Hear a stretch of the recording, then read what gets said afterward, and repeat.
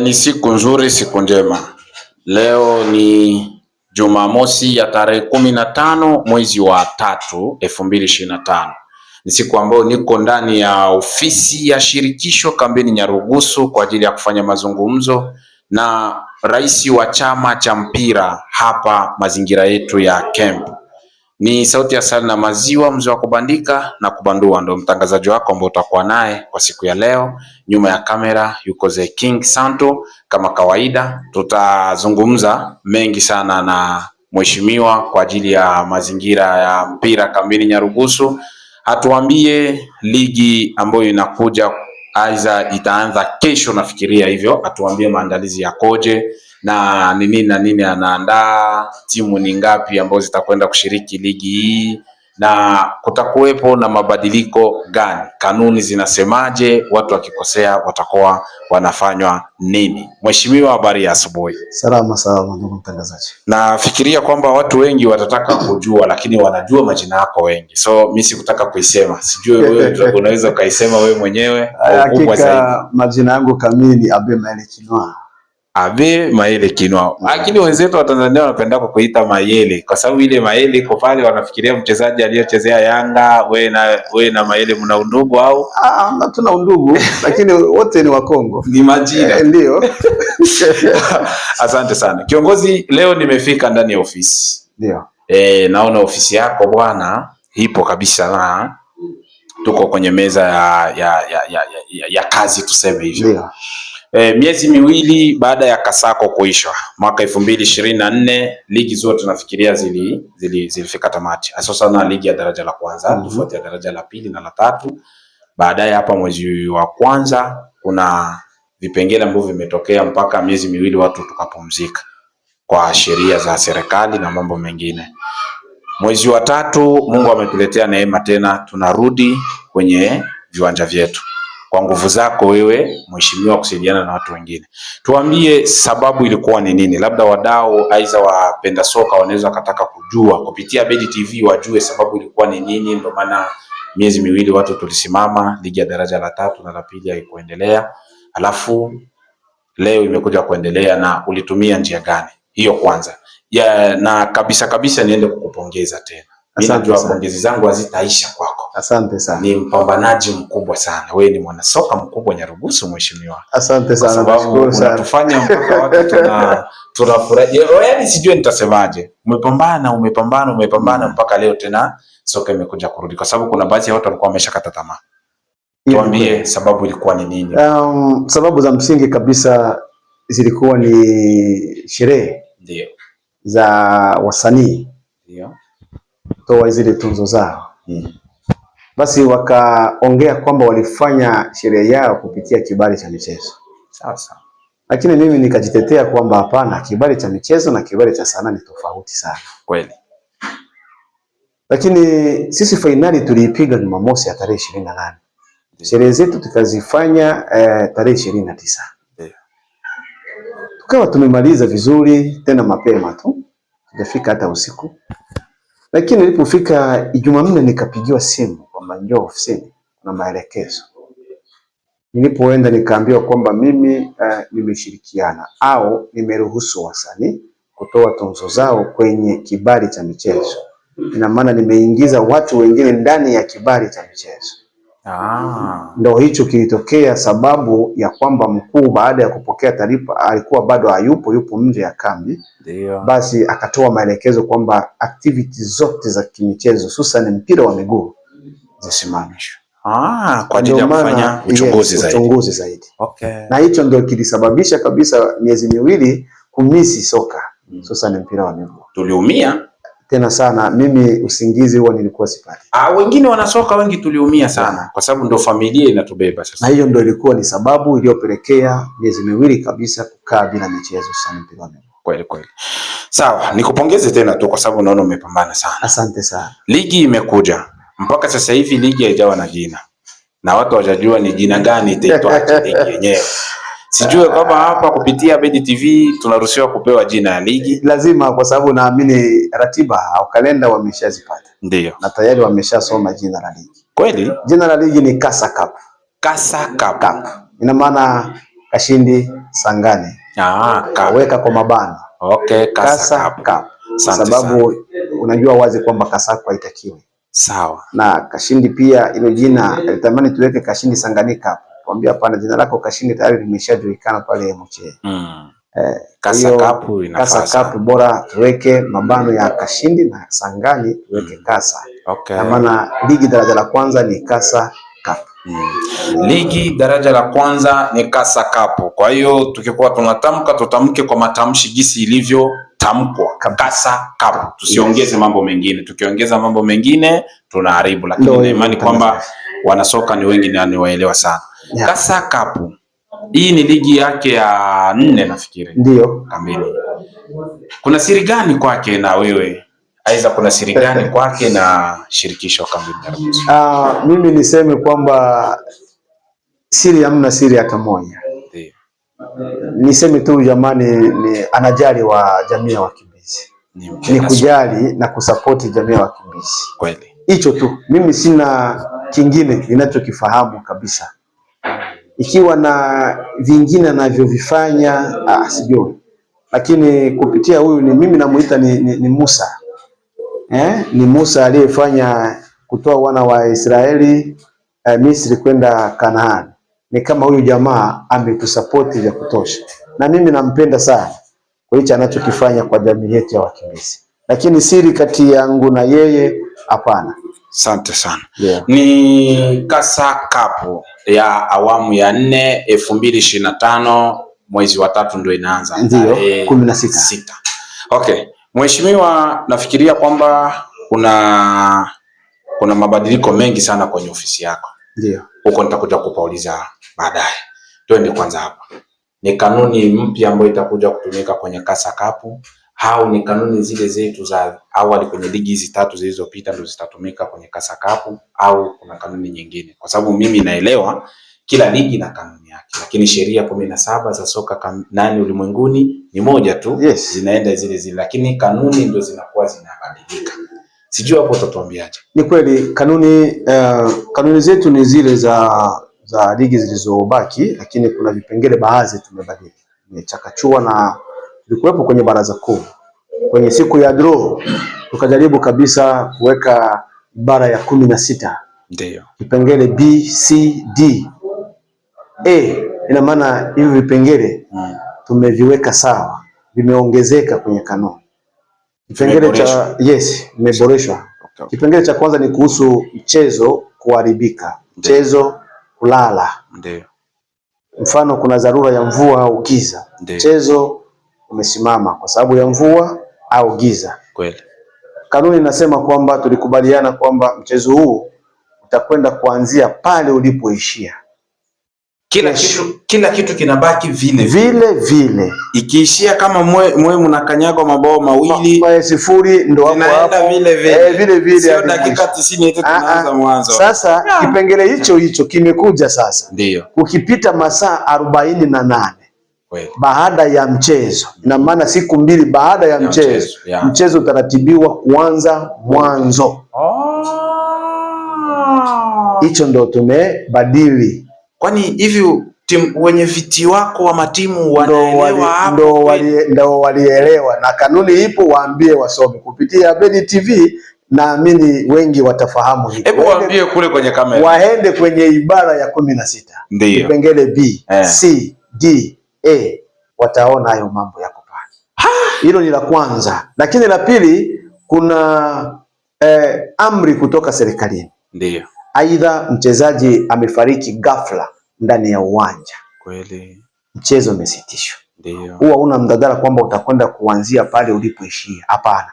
Ni kuanza dakika 90 kabisa mwanzo. Yale ile dakika ya kwanza kama nyinyi mlikuwa mshabandika mabao 8. Ile yote haina nafasi. Wanasoka kamili Nyarugusu, naomba tuelewe hapa. Usikose kufuatilia Bedi TV. Yes. Subscribe channel yetu, hapo utapata mambo mengi.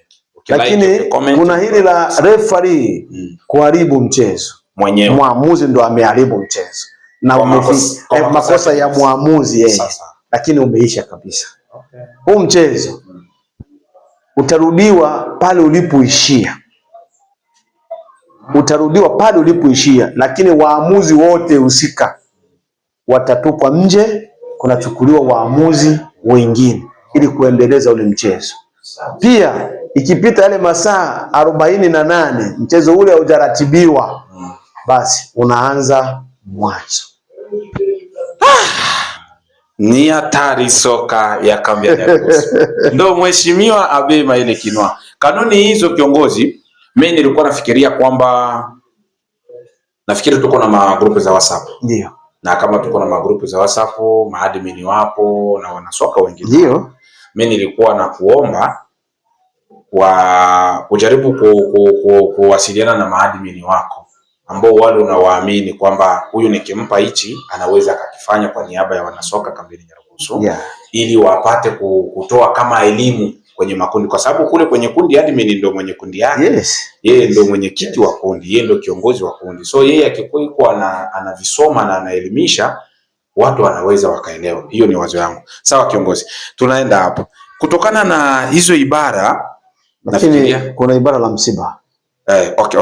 Msiba, hii ndio la mwisho. Sawa.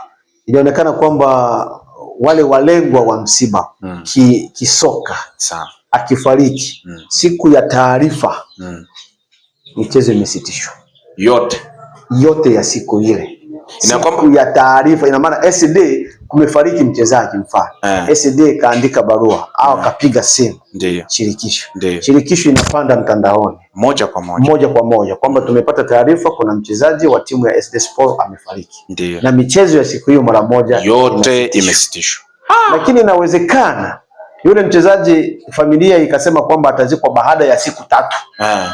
Siku ile ya taarifa itasitishwa. Kesho michezo inaanza. Lakini siku ya mazishi tena michezo ya sikini na yenyewe imesitishwa. Okay. Ina kwamba leo mchezaji batacheza kesho. Ndio. SD inacheza kesho na Young Boys. Ndio. Kunatokea sintofahamu leo, Mungu ndo amefanya yake kwa sababu tuweza kuizuia. Na leo taarifa inatoka. Ndio. Kwa hiyo michezo yote ya Jumapili hamna kuendelea. Hamna. Safi sana. Na mlengwa kama angecheza kesho SD anasitisha kabisa. Wengine wanacheza lakini timu ile SD angecheza nayo yenyewe inasimama. Yes. Hapo tunakuelewa. Hiyo ni taarifa nzuri. Hizo kanuni mimi niombe tu wenye vitu wa matimu waendelee kuifuatilia zaidi. Na makocha na team captain. Yes. Ili kwa kuwa naelimisha na watu wengine. Kiongozi, kwenye hizi ligi 3 kuna makosa madogo mengi sana ambayo yamefanyika. Na wengi wamesema sana. Sijue kwenye hii ligi umekuja na vipengele gani vya kuwabana kuanza nyinyi watu wa shirikisho mpaka mashabiki wa timu? Ni kwamba tumefanya vikao vingi. Ndio. Tumefanya vikao na wenye vitu wa vilabu, tumefanya vikao na mareferees, na pia tumeitwa kama shirikisho kwa ujumla kwa ofisi ya Oscar Papa. Tumefanya vikao pia. Ni kwamba ligi hii hamna vya msamaha. Kwanza wafahamu vema wenye vitu wa vilabu kwamba mshabiki atakayeleta vurugu kwenye viwanja huyo kwanza serikali itadili naye. Sio shirikisho. Hapana, ni serikali. Akileta vurugu shirikisho yeye serikali ndo atahusika na huyo mtu. Kwa mfano, hapo kwanza kiongozi. Kwa mfano, timu D1 inacheza na Power Boys. Ndio. Mshabiki wa Power Boys anaingia kati, anaenda kumtandika referee. Ndio. Sawa, serikali inamchukua. Yes. Nyinyi timu shirikisho sasa inaingia kwenye kanuni zake zinasemaje?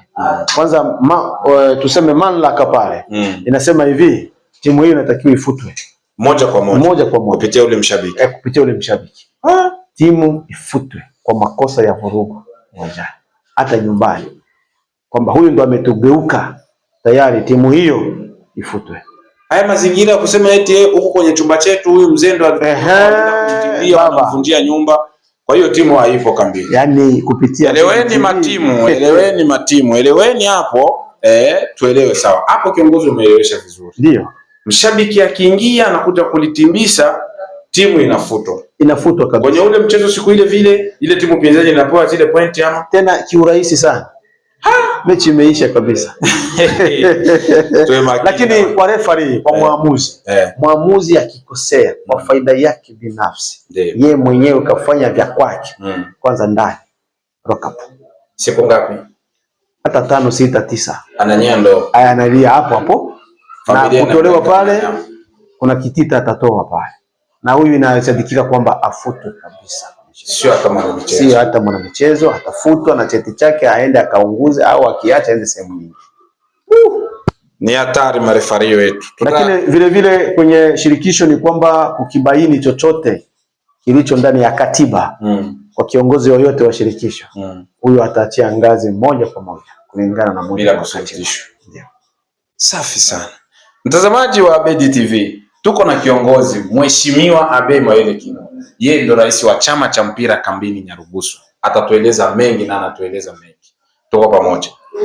Ikibainika mtu yoyote wa shirikisho, kwanza kamati kuu, nizamu, marefari, wanani, kwa sababu wale wote hivi vitengo wako kwenye shirikisho. Ndio. Ikibainika umefanya chochote, ujue wewe kwenye masuala ya mpira moja kwa moja, ondoka moja kwa moja, uachie watu wengine wafanye kazi. Hizo ndo kazi za Vladimir Putin kipindi kile, bado yuko chini kwa chini anategua ile mitego.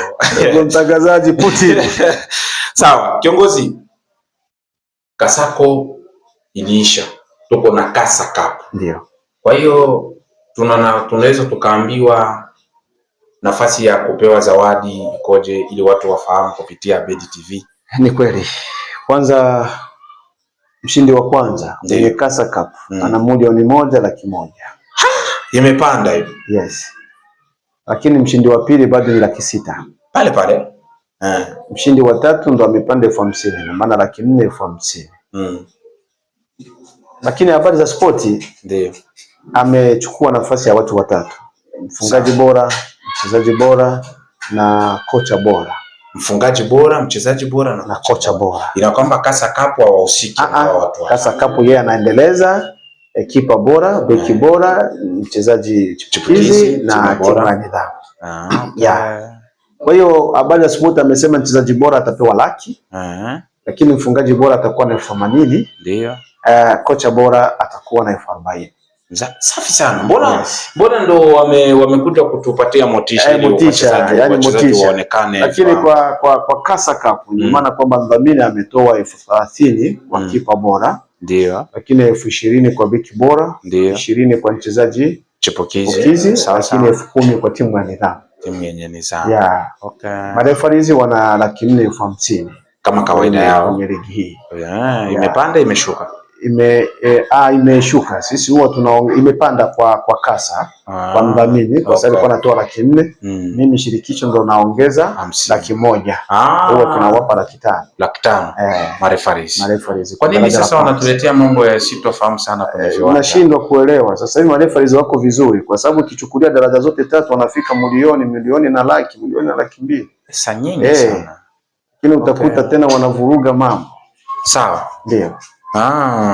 Protocol wako nizamu protocol wana laki, lakini ulinzi na usalama wana laki kwenye hizo ratiba. Shirikisho na 300,000. Na kiwango sasa hivi kwenye shirikisho una watu kama wangapi idadi? Idadi ya watu wenye shirikisho sasa hivi tuko watu 10. Watu 10. Ndio. Sawa. Kiongozi, kuna changamoto ambayo ipo mpaka sasa. Nafikiri watu wengi wanasoka wanaweza wakataka kuelewa na kujua na kwa nini hichi kitu kinatokea. Aswa sana timu ambayo haikupiga draw inaonekana kwenye kalenda. Hebu naomba utufafanulie na utuambie zaidi ili watu waelewe kupitia Abedi TV, waelewe kwamba hichi kinafanyikaka kwa sababu ya. Kwa sababu hapo wadau wengi wanalia kwamba kuna rushwa inatoka, kuna nini inatoka, kuna nini, lakini kuna wadau wengine wanasema hapana, yule ni mlezi. Yaani sitakuficha Putin. Ndio. Kambi sisi ni wakimbizi. Safi sana. Na malengo ya shirikisho au malengo ya mpira wa miguu ni kukuza vipaji, hizi talent za vijana wetu. Sawa sawa. Hatuna maslahi. Hakuna timu inayofaidi. Hakuna ofisi inayofaidi kwa mambo ya kimichezo. Lakini tunaumia kiona wachezaji wanakaa nje ya viwanja. Ina maana kwamba tunaharibu kipaji cha ule kijana. Mfano hivi tumesema mkopo ni mwaka mzima. Niambie ni timu ipi itamtoa mchezaji wake kiurahisi? Afu mimi hapo nilijiuliza hiyo swali. Unaona hicho kitu? Kwa sababu timu kama ikushiriki ligi nyingine inakuya, afu inataka kushiriki huko kwenye mkataba aiza bado mwaka mchezaji wake. Bado angali kule timu nzima imeenda. Kwa hiyo na hii timu imekufa hiyo. Yes. Na ndio maana unaona timu nyingi zimekuja kwenye ligi hii. Sisi tuliona kwamba ni mfumo sasa wa biashara. Hii ligi tusimame tufanye biashara. Ana wachezaji, anajua wachezaji wangu ni wazuri, watachukuliwa hata 7. Yeye pana anapata milioni 2 na kidogo anaweka. Sasa ile timu ilinichukua wale wachezaji labda kwenye makundi tu ametoka. Hajafaidi chochote. Lakini mwenzake yeye kafaidi. Kafanya biashara. Kwa hiyo tuwabane. Tutawabanaje sasa? Watu tulikuwa na pointi 2 kwamba mchezaji asipoenda mkopo na maana ile timu isipojiafilie kwenye ligi na wachezaji wake wote wabaki nje ya viwanja. Kana hapana, atakuwa kama vitu vimenyanyasa wanane wachezaji. Bora tuweke kipengele cha mkopo waendelee kucheza wachezaji. Kwa hiyo mantiki hii ya kwamba timu kuingia kwenye draw ni hali ya wakimbizi tu, kuona wengine wanaweza kuumia. Lakini mimi huwa naheshimu sana uongozi wangu. Sawa. Sitalificha ili niliweke wazi. Kweli. Ni kwamba mimi nina uongozi wangu na naheshimu sana uongozi ulio juu yangu. Sawa. Najua Dekambi Faraja huyu ni mtu namheshimu sana na nampenda sana. Si muongeaji sana. Lakini ni mtu akiongea jambo nalisikia linapita kwenye masikio. Na mimi nimemwahidi kwamba nitamsaidia kwenye propaganda. Kwa sababu hivi karibuni watafanya election ya CAF. Akaniomba nifanye kitu. Hizi timu zikafika kwake. Zilifika kwake. Baadaye yeye akanipigia simu. Ningeomba kwa heshima. Ningeomba kwa kuandaa mazingira ya nini? Ya uchaguzi. Ningeomba hizi timu ziingize. Fanya unavyoweza kufanya. Na mimi ule mzee namwamini sana. Na Manjenja anamkubali. Kwenye hili hapa na yeye alichangia sana. Ni mfuatiliaji sana. Kwa sababu huyu kizuri kwa Manjenja. Manjenja anamwamini sana. Si muongeaji, si mtu wa ripoti za ajabu. Na hao watu wenzetu wa Tanzania wanawapenda watu kama na hao. Na aliponiambia tu moja kwa moja nikaja nikaangalia, hapana. Acha niingize huyo hapa, acha niingize huyo hapa. Ubovu wa bahati sasa, mmoja kwenye hili kundi hapa amejiondoa, Baraka Mosa. Tayari amempigia Kaskiri, hatupo tayari. Kaskiri akamwambia hapana, utamuona mkuu, labda huyu ndio mtaongea. Nikasema hapana. Yeye ataadhibiwa tu mujibu wa kisheria. Kweli. Adhabu itamfuata. Ina maana tayari pengo ya timu moja tayari imeonekana, tukajaza timu. Kwa hiyo sitakuficha, hata mimi sikukuwa na malengo ya kuongeza timu nyingine. Lakini nimemheshimu kiongozi wangu. Nikaongeza timu. Ni hicho tu. Safi sana. Mimi nikupongeze. Asante sana. Na hayo yote ni malezi. Yes. Hayo ni malezi, unataka kulea michezo, unataka kulea wachezaji, vipaji vya vijana kabisa. Unataka vikue. Na ndio malengo ya mpira wa kamba.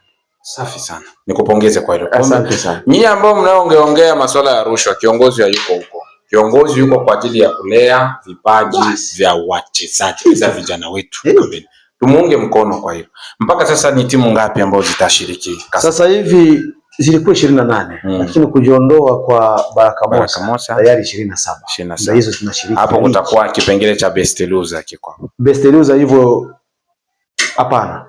Sasa hivi hamna best loser. Kwa hiyo hapo imegawanyika vizuri. Yaani ziko vizuri kwa sababu kuna kundi 4 zina timu 5.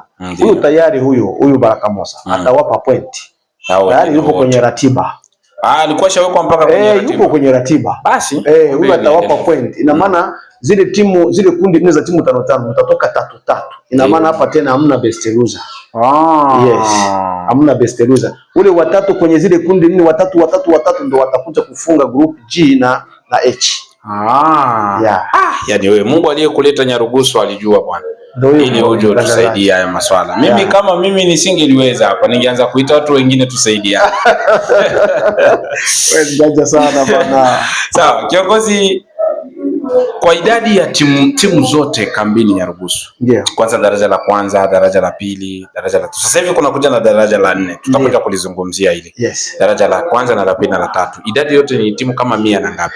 Hivi sasa hivi tuchukue kwa haraka haraka 34 daraja la kwanza. 34 daraja la kwanza. Ndio. 38 daraja la pili.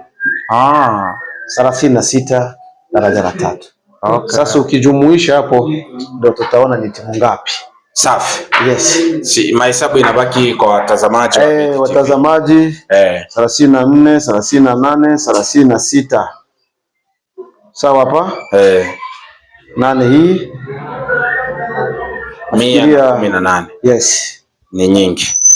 9 10.